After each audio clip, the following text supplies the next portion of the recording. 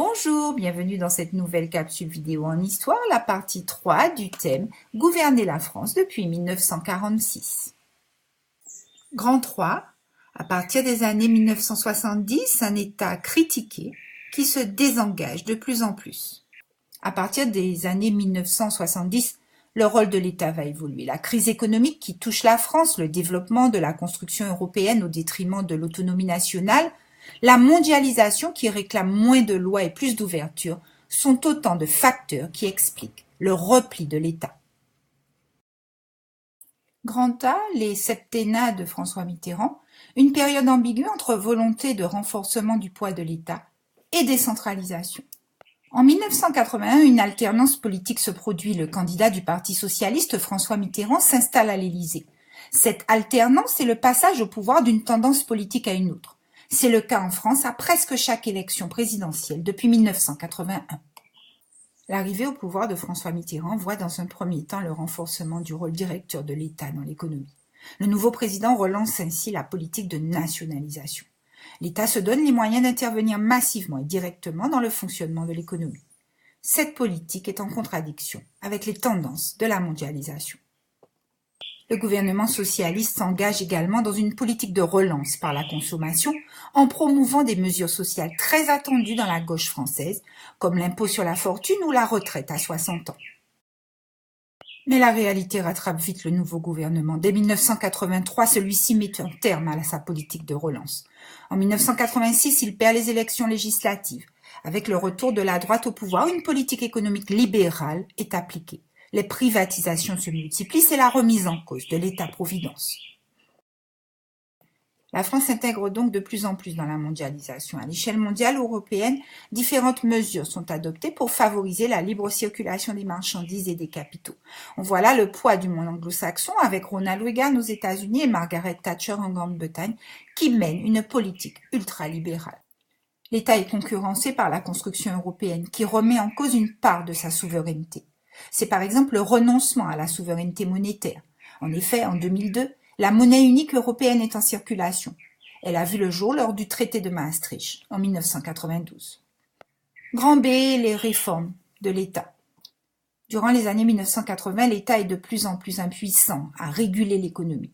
Il délègue alors son pouvoir à la nation. C'est le sens des lois de décentralisation. À partir de 1982, les collectivités territoriales, régions, départements, communes, s'administrent librement. Leurs assemblées sont élues au suffrage universel. Elles ont des compétences propres en matière d'éducation, de formation professionnelle par exemple, et elles disposent d'un budget. À partir des années 2000, les citoyens eux-mêmes participent aux décisions locales, par exemple dans les conseils de quartier. À l'échelle nationale, cependant, aucun gouvernement ne parvient à apporter de solutions durables aux problèmes économiques et le chômage ne cesse d'augmenter.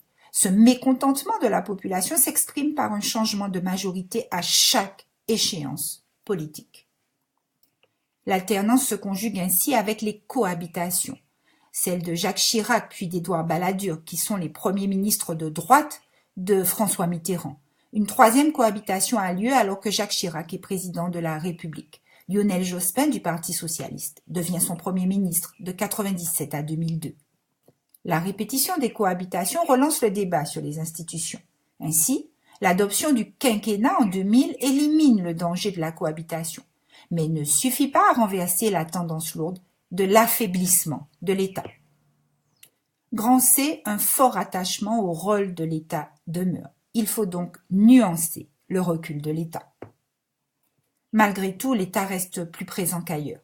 La politique sociale demeure forte, avec l'existence du RMI ou encore du RSA ou des 35 heures.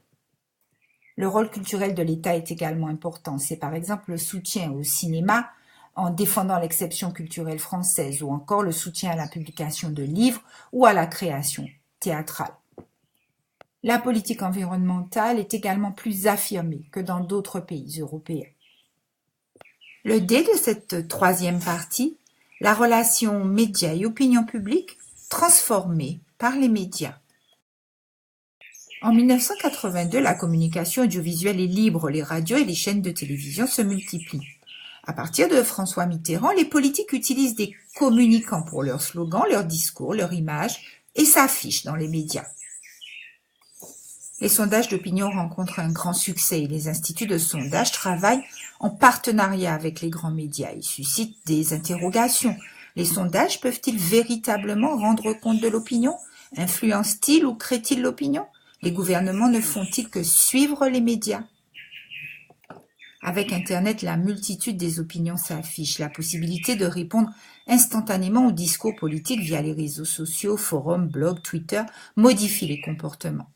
Les politiques utilisent abondamment les nouvelles technologies. Le temps de la réflexion disparaît au profit de la réaction émotionnelle immédiate. Internet est aussi un formidable outil de mobilisation des masses, de partage de l'information, de dénonciation des menaces portant sur la société, les lanceurs d'alerte par exemple, capables d'influencer les attitudes politiques. À bientôt pour une prochaine capsule.